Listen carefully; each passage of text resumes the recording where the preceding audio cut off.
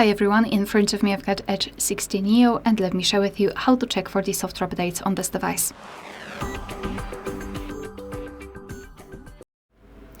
So first of all, make sure that you've got the internet connection because it is required, and simply for checking you can use Wi-Fi or mobile data. But if you wish to download the update, I highly recommend switching to the Wi-Fi so you can avoid some additional charges. Alright, so we've got the internet connection, and now we can go to the settings.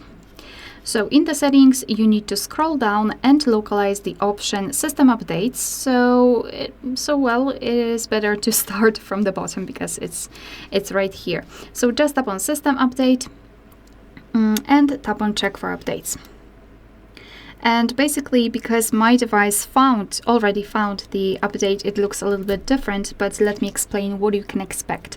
So basically, you can meet two different scenarios. And the first one is where your device is up to date and there's nothing to download. Your device will, of course, show you relevant information.